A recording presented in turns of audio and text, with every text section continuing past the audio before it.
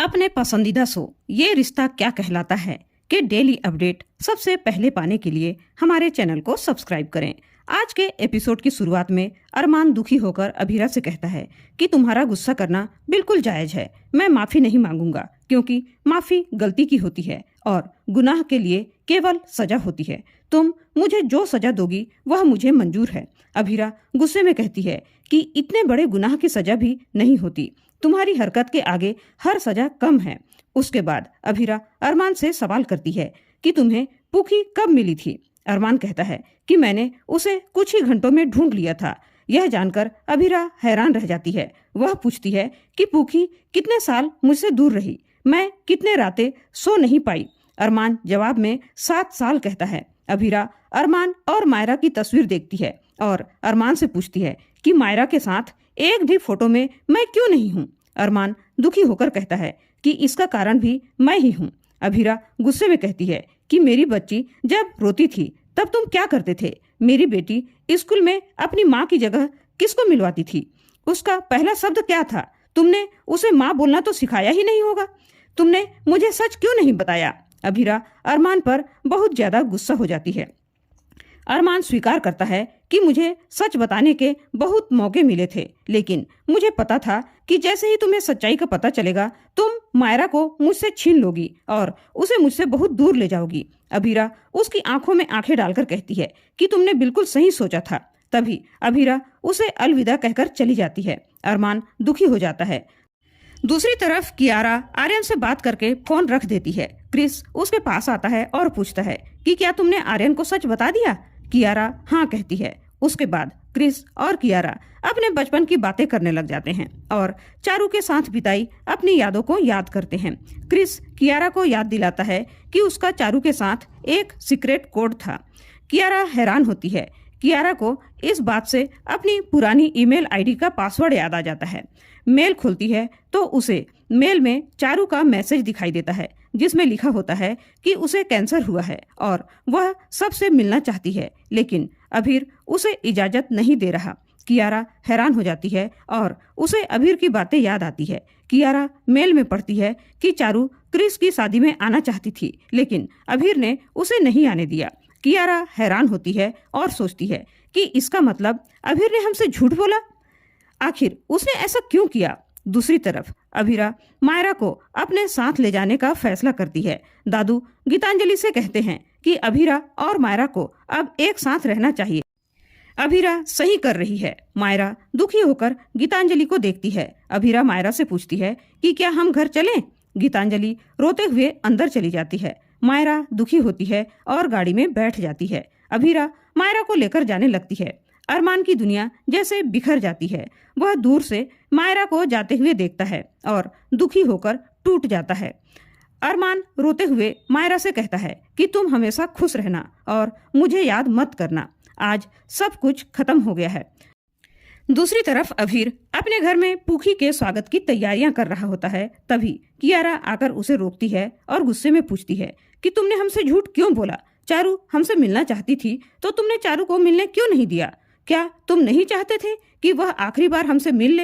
अभीर कहता है कि नहीं, मैं नहीं चाहता था, मुझे उम्मीद थी कि तुम लोगों से मिलने की ख्वाहिश उसे जिंदा रखेगी।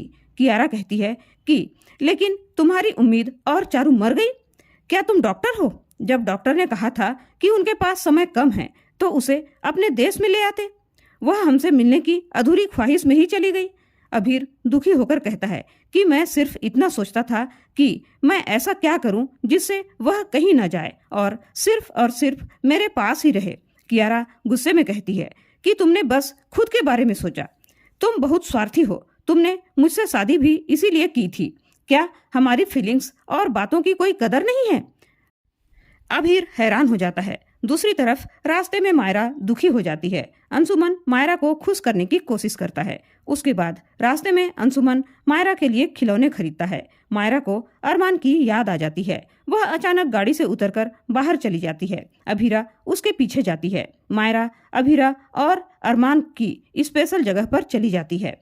मायरा अभीरा से पूछती है कि क्या हम थोड़ी देर के लिए यहाँ बैठ सकते हैं? अभीरा उसे इजाजत दे देती है। अभीरा मायरा के पास बैठती है और प्यार से कहती है कि मैं जानती हूँ कि आपके लिए यह सब बहुत कठिन है, लेकिन धीरे धीरे सब ठीक हो जाएगा। अभीरा कहती है कि हमें अब तक दोस्त बन जाना चाहिए था। वह मायरा से दोस्ती का हाथ बढ़ाती है, लेकिन मायरा कोई जवाब नहीं देती। अभीरा मायरा को समझाती है कि आपकी पूरी जिंदगी बदल गई है, इसलिए आपको सब एडजस्ट करने में समय लगेगा, लेकिन आप चिंता मत कीजिए, मैं आपके साथ खुश हूँ। दूसरी तरफ अभीर पुकी के स्वागत के लिए कमरा सजाता है।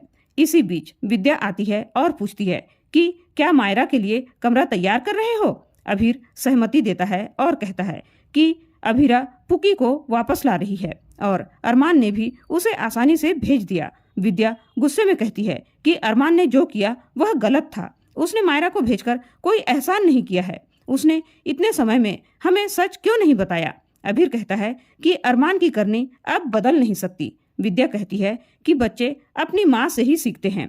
अरमान ने देखा था कि मैंने अपने मतलब के लिए उसे उसकी असली माँ से दूर रखा था। आज अरमान ने भी अभीरा और पुकी के साथ वही किया। कावेरी विद्या से कहती है कि तुम खुद को दोष मत दो। तभी विद्या कहती है कि दोष तो आपको देना चाहिए, क्योंकि आपने भी सच्चाई छुपाई है। विद्या गुस्से में कहती है कि क्या आपका मन नहीं किया कि आप यह सच बताकर उस बच्ची को अपने परिवार से मिलवा दें। कावेरी को अरमान की बातें याद आती है। विद्या कहती है कि आपके सामने अभीरा तड़प रही थी, उसने मुश्किल समय में आपको हिम्मत दी, लेकिन आपने उसे ही धोखा दे दिया। अभीरा अंशुमन से प्यार नहीं करती थी, लेकिन आप उससे मायरा का सच छुपाकर उसकी शादी अंशुमन से कराना चाहती थी। कावेरी चुपचाप विद्या की बातें सुनती रहती है। विद्या कहती है कि अभीरा ने आपको अपनी माँ माना था, लेकिन आपने तो खुद को भगवान मान लिया और अभीरा की तकदीर लिखने का फैसला कर लिया। अरमान के साथ आप भी पूरी तरह से दोषी हैं। कावेरी यह सुनकर चौंक जाती है और कुछ कह नहीं पाती। दूसरी तरफ अभीरा मायरा को यकीन दिलाती है कि आप मेरे लिए बहुत जरूरी हो। मायरा अब भी अरमान को याद कर रही होती है। अभीरा उसे चलने के लिए कहती है। मायरा अभीरा के साथ चली जाती है। अभीरा देखती है कि मायरा ने कुर्सी पर पापा लिखा होता है। उसके बाद अभीरा मायरा को गोयनका हाउस ले आती है, जहां पर उसके स्वागत की पूरी तैयारी की गई होती है। सभी लोग मायरा का स्वागत करते हैं। अभीरा मायरा की आरती उतारती है और उसका स्वागत करती है। मायरा को अभीरा का गुस्सा याद आता है। अभीरा मायरा से कहती है कि यह सब आपके अपने लोग हैं, ये सब आपका परिवार है। विद्या मायरा को गले लगा लेती है और उससे माफी मांगती है। विद्या कहती है कि मैंने आपको कुछ फूलों के लिए डांटा था, मुझे माफ कर देना। मायरा पूछती है कि क्या आप मेरी दादी हो। अभीरा कहती है कि हाँ, ये तुम्हारी दादी है। मायरा सोचती है कि मैं और पापा तो बहुत अच्छे दोस्त थे, फिर उन्होंने मुझसे इतने सारे राज क्यों छुपाए। मायरा परेशान होती है और इसी के साथ आज का एपिसोड खत्म हो जाता है।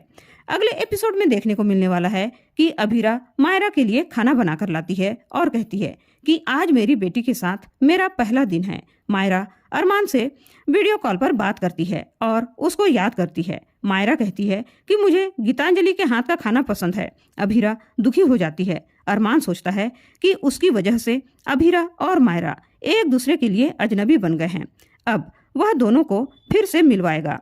आज का एपिसोड आप लोगों को कैसा लगा कमेंट करके जरूर बताइएगा और ऐसे ही डेली अपडेट पाने के लिए हमारे चैनल को सब्सक्राइब करना बिल्कुल ना भूलें और वीडियो पसंद आई हो तो लाइक और शेयर जरूर करें। धन्यवाद।